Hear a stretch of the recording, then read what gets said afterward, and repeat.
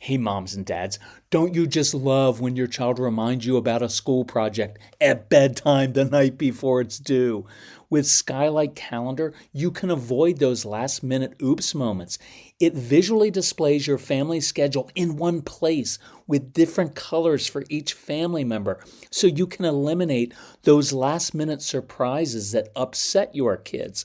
Skylight Calendar is a Wi-Fi connected digital display that syncs seamlessly with all your calendars and visually showcases your family's schedule on an HD touchscreen. You can manage events, chores, and grocery lists on the go with the free Skylight app. This is a game changer for families like ours. And your happiness is Skylight's happiness. So if in 120 days you are not 100% thrilled, you can return it for a full refund, no questions asked. This is a great Mother's Day gift. And right now, Skylight is offering our listeners $30 off their 15-inch calendars by going to skylightcal.com/calm. Go to skylightcal.com/calm for $30 off your 15-inch calendar. That's skylightcal.com/calm.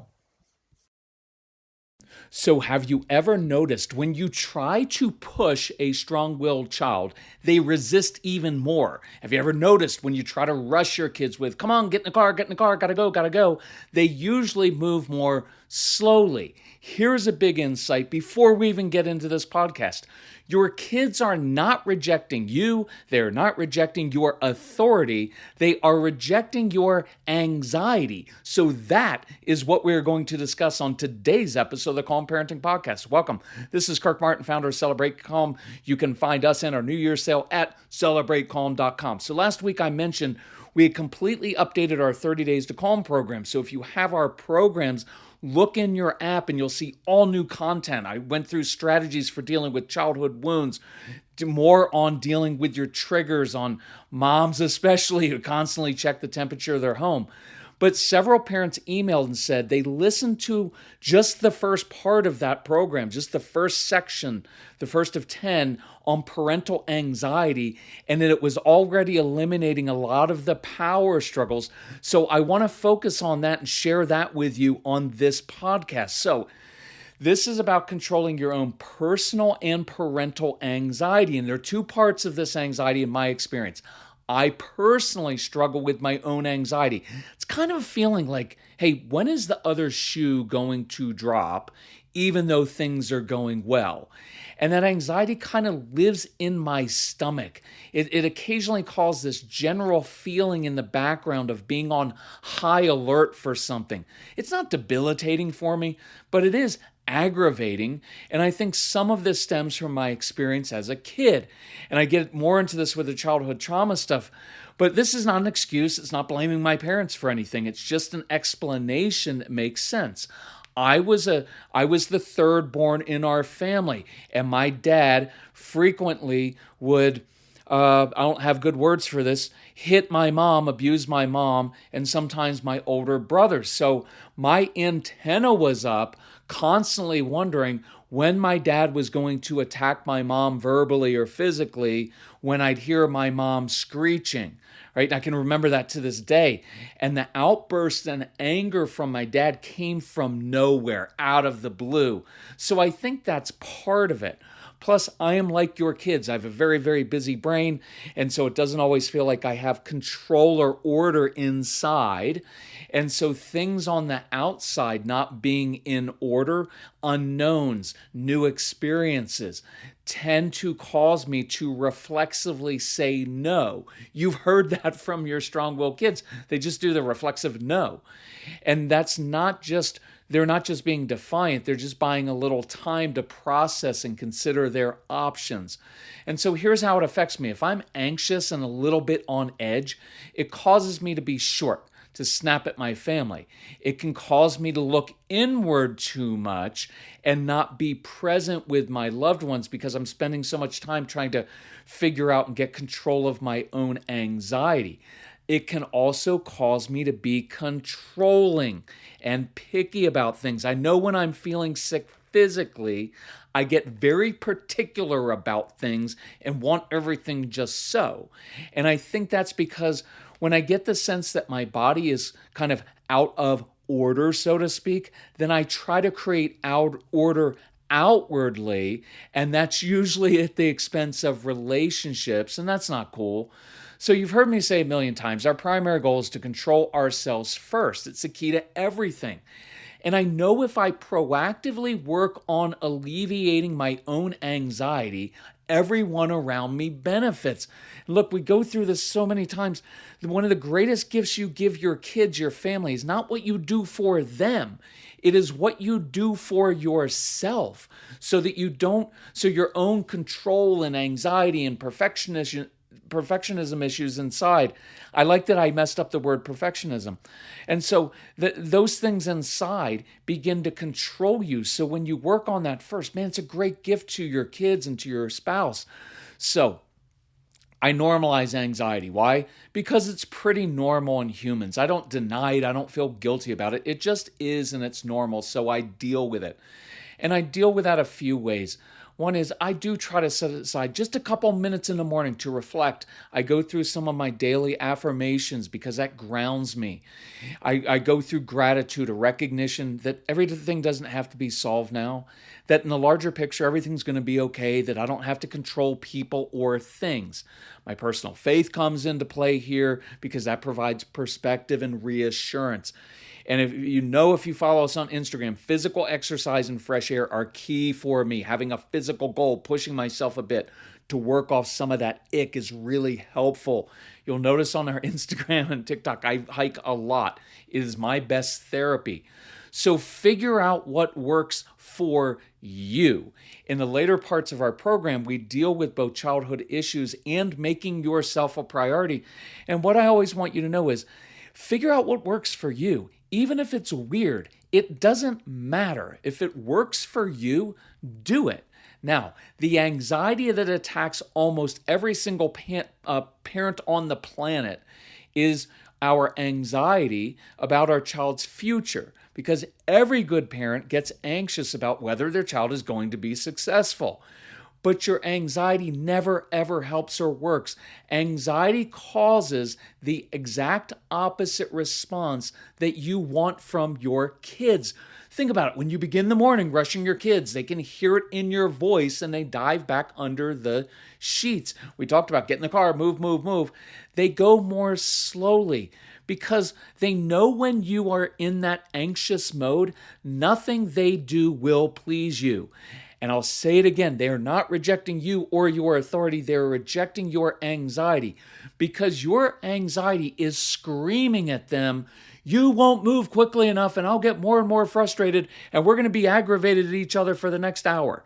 They can feel that. Your strong-willed kids are very sensitive kids and they can feel that. That's why your tone of voice is so important. They pick up on those things.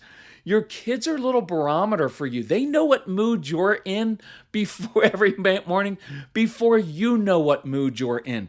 And I'm talking about little kids that are 2 and 3 and 4, and definitely your older kids.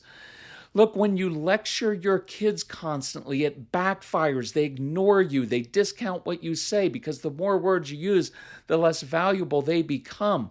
When you get on your kids about every little thing, they don't thank you for being so conscientious and picking out all their flaws. They fight you. And when you react to them pushing your buttons, they are now in control of you. And the truth is that you and I believe we create about 80% of the power struggles in our home over issues that don't even matter. It's all because of our own anxiety. Think about this, and there's no blame or guilt in this. I just want us to realize the things we're doing that are sabotaging our efforts and our relationships. Because here's the worst thing. Not only does it not work, it hurts your relationship. You're not even getting one benefit from it. When you lecture your kids, it sends this message to them. I don't trust you to make a good decision, so I'm going to keep badgering you. You can't really do it on your own. After all, what would I do if I didn't have to be responsible for you? See, this isn't really about you, son or daughter. It's about me. You're saying this. I don't really believe you can be successful. That's why I spend 95% of my energy trying to fix what's wrong with you instead of spending that time cultivating your natural gifts and passions. Because of my anxiety over your future, I am going to get on you over and over again. So, no, I don't trust that you have what it takes. And I'm more worried about my own legacy sometimes, because if you don't turn out well, then that means I will have been a failure, and I can't live with that. Look, this is multiplied with your strong-willed kids because you have family members and friends telling you all the time, you better come down hard on that kid, you're doing it wrong. And so you're going to second guess yourself. It's hard. You're already also saying this: the problem isn't really yours, it's mine. See, I have this vision of how life was supposed to be, and I feel compelled to make our family life perfect, but I can't. And so I'm going to try to make all these little insignificant things just so, because that will give me the illusion that things are actually okay. Think about that for a moment. I want you to be free, moms and dads, from this pressure and that burden. And look, if you have a strong-willed child, they're simply not going to live up to your expectations. They may do the bare minimum to get by. They appear selfish. They don't try their hardest. They fight you over everything. And they make even easy things hard. And your child may procrastinate, be impulsive, disorganized, and unmotivated. And so your natural response is to project into the future and think, how is this child ever going to be successful? You may even think, who is going to marry this child? Who's going to hire this child? And this can begin early, like in preschool, when your child can't sit still in circle time and they're already getting in trouble, and you project 18 years into the future. It will flare up throughout elementary school, and then in middle school, you've got a child who just sits in the same hoodie for 18 straight days playing video games, and it's really normal. But if not checked, your parental anxiety will have devastating effects on your family. See, our anxiety causes us to focus relentlessly on all of our child's weaknesses, all of the negative traits, and we lecture and we micromanage. If you would just apply yourself, you're capable of so much more. I want you to try your hardest at everything. But realize those are unrealistic expectations that none of us keep. You do not try your hardest at everything, only the things you care about. But we want our kids to try their hardest at the things we care about.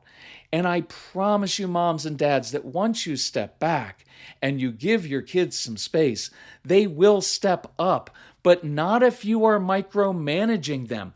They will their development will be delayed. They're not going to do it while you're watching them, because then you're just going to be on them all the time. See, this causes your child to shut down or resist even harder. And what they know is they can never satisfy your parental anxiety. Nothing they do will ever please us. And this focus on their negatives creates endless power struggles in a kid who is not confident, and it destroys the relationship. So, let's reverse this. Here are a few action steps I want you to take. So Mrs. Calm told me yesterday, I wish I had begun drinking AG1 sooner. My stomach has felt so much calmer and I'm more regular.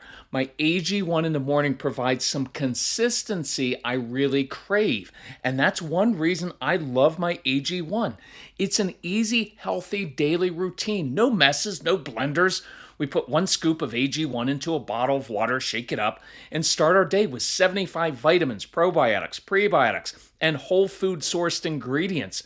Check out a special offer at drinkag1.com/calm. Look, I've got more energy, better mental clarity, and AG1 supports my immune health. And that's why I've been partnering with AG1 for so long. Be an AG1 couple like us. AG1 is offering new subscribers a free $76 gift when you sign up. You'll get a welcome kit, a bottle of D3 and K2, and 5 free travel packs in your first box. So check out drinkag1.com/calm to get this offer. That's drinkag1.com/calm to start your day with a win.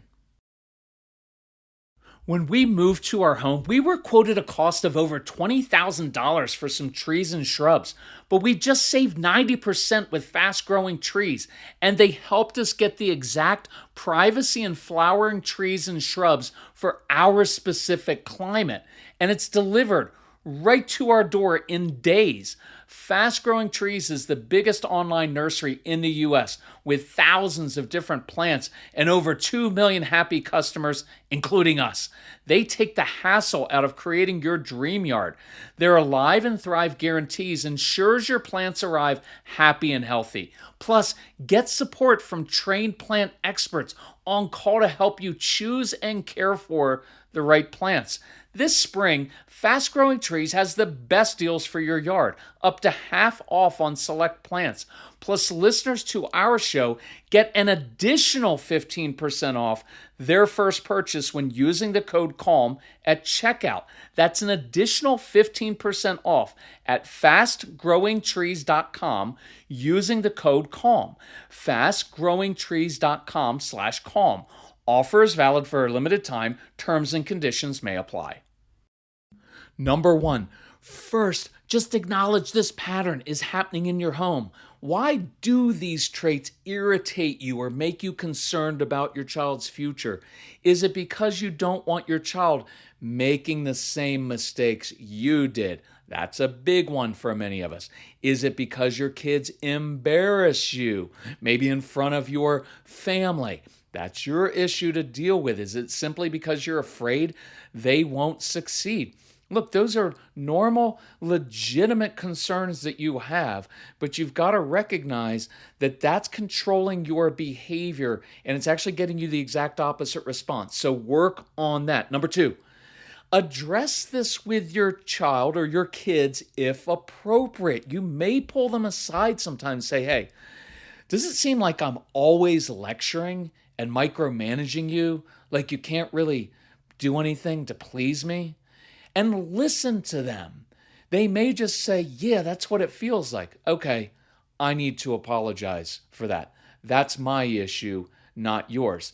Notice that the apology is not groveling and you're not going on and on. I'm so sorry that I have done this. Don't do that. It creates so much drama and your kids are going to just look at you like, why don't you just stop it? So acknowledge it. And sometimes it's validating or healing for your child to hear you say that. And it also introduces some accountability to you in order to change. And I just had a dad email this morning and he said this. This was awesome. Said, my wife asked me to listen to your downloads after Thanksgiving. And I'm your typical skeptical guy, blah, blah, blah. But when I heard you speaking about parental anxiety, it actually gave words to a feeling of unease that I've had since we had our kids. I never intended to be this overbearing guy who can't be pleased. I love my kids, but then I'll react or just go on. And I can see them getting so dispirited and down on themselves, and then I beat myself up for it. But for the first time, I understand the root of it. I asked my oldest if that's how it feels to be around me, that they can't please me. And he said, Dad, we know you love us. We just are confused and why you don't seem to like us or be happy with us. And the dad said, that just crushed me. And he said, I'm happy to say in the last month, I've been ruthlessly focused on changing myself and controlling my own anxiety. And my wife and kids have noticed. I can't thank you enough. This may have saved me and my family. Look, kudos to you, sir, to all of the moms, all the dads out there who are open and honest with yourself, you are breaking patterns that you probably learned from your own parents. Some of these are decades old, and you're creating a new family tree. So much respect for you doing that. Number 3, the best apology is actually just changing your behavior. For the next week, do this for the next week. Simply affirm your kids for what they are already doing well. Just notice and recognize it. Look, praise is simply a statement of fact, right? It's, yeah, you're handling that really well. Hey, nice job. Make it specific. Use an even matter-of-fact tone. Don't draw too much attention to it, because if you praise your strong-willed kids on and on, they will often reject your praise because it doesn't square with how they feel inside, and it creates too much pressure on them, like they're supposed to always do it well. So I like very specific, concrete praise. And just find a couple choices they have made. It's like planting a lot of little seeds and then walking away and giving it space to sink in. Here are a couple. Hey, when your sister looked at you and said that to you, you walked away. That shows me you're growing up. And a little fist bump and walk away. You just planted a little seed. Hey, I noticed you lost at the board game earlier, and I heard you start to complain, but then you caught yourself and you said good game to your brother. A lot of adults can't even do that. Proud of you. Hey, I know you took that money off the counter, but later you brought it back and apologized. It's a really mature way to handle it. See, those little seeds that you're planting are extremely important. And I encourage you, if you do have our programs, listen to the Discipline That Works program, because I go into a lot of specifics on a lot of examples on how to praise your kids like this and change their behavior. Notice when they use their creativity, their ingenuity, their leadership, compassion, pig-headed determination, that problem solving. Notice that. Find areas in which your kids excel.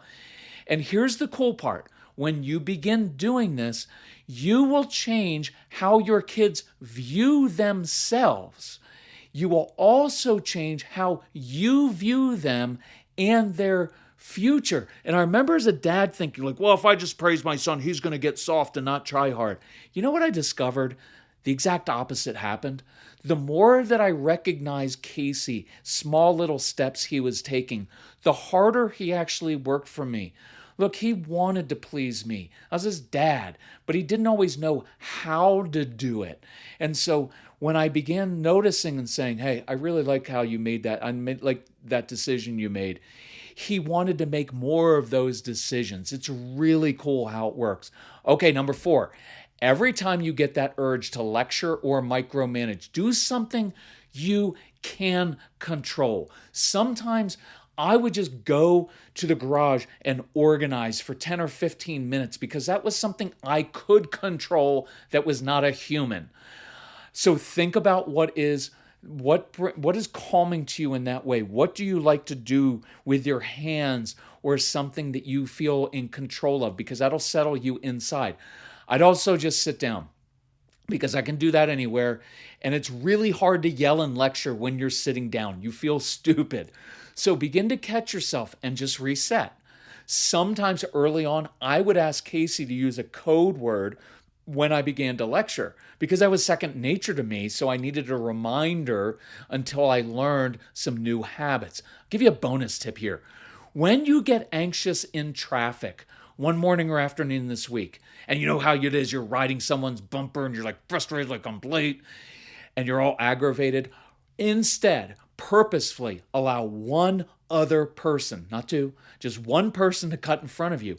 When you're annoyed and in a hurry at the grocery store, after work, or at the post office, allow one person to cut in front of you. It gives you power back over the situation because you decided that. You made someone else's day, and it will help relieve your anxiety, and it is a really great tool to model for your kids. Number 5, I encourage some of you with older kids, write notes to them. Short. Don't write them 5 pages or 3 pages. Short, sweet note. Leave it in an envelope. Put it under their pillow. Slide it under their door. Because words are very positive for our kids. And a lot of our kids have only heard negative words for the first 4 or 7 or 10 or 15 years of their lives. And what happens is the more that you say this, the more that you actually begin to believe it. One of our big breakthroughs was when Casey was playing Call of Duty all the time. And I thought he was never going to do anything productive in life. And then I realized he did exhibit many of the traits necessary for success in life, just not how or when I wanted. And so I began to say things like this. Hey, Casey, you know what I've noticed? You are goal-oriented, driven, you are persistent, and a leader. And you know when I see those traits? When you're playing Call of Duty.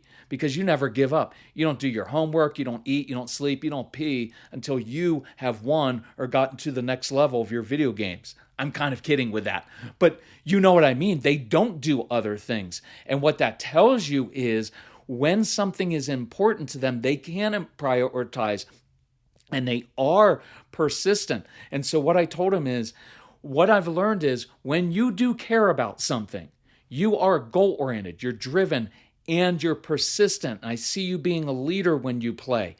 And I could add to this and say, when he was helping out neighbors, when he was working a job outside the home, he was all of the things that I wanted to see, just not at doing chores and schoolwork. So I would say one day when you get a vision for your life, you are going to use those traits to crush it. And then I would walk out of the room and drink. I'm kidding. I'm not a big drinker, but you're gonna feel like it sometimes because you're like, when are we ever going to see these traits in positive ways? They're there. Your anxiety doesn't allow you to see them. The truth is your kids do exhibit these traits, usually with other adults, which is good because that's what you're raising them to do. Be adults and live in the adult world, just not with chores and schoolwork. So you have to be the grown-up and see that. You have to fight your parental anxiety. You create a vision of who your child can be, not just what you see right now. So stop dumping that parental anxiety on your kids. And then the last thing, number 6, is perspective. Your strong-willed kids are often awful at the kid world, but they're great in the adult world. I used to joke at all of our live events, oh, Casey was virtually useless as a kid. And that was kind of true. But if you gave him an adult responsibility, he was conscientious. He followed through. Adults loved him. Well, the good news is you're not raising a child to be a child. You're raising them to be responsible adults. So remind yourself of that. Give them adult jobs. When I was recording this new program, I kind of stopped right here and I said, look, if you stopped listening to this program right now and worked on this alone for the next week, for the next month, it would make a big difference in your home immediately. And I think that's true with even this podcast. So let's work on this week. Focus on these particular action steps in your own anxiety. You're not going to solve it in a week, but the more you listen to this podcast again and again, let your kids listen to this podcast and say, is this what it feels like for you? I promise you, your kids are so insightful. You'll be opening up and having these great conversations instead of arguing about chores and homework and things that don't matter in the long run. You're teaching them how to be good humans. And you're teaching them, hey, I'm working on my own issues here. That is invaluable in life. So let's do that this week, moms and dads. Hey, much respect for you. If we can help you in any way, reach out to us. We do have a New Year's sale on. If you want the programs, just go and get those. And if you need help financially, just reach out to us. We're just a family like you. So love you all, respect you. Talk to you soon. Bye-bye.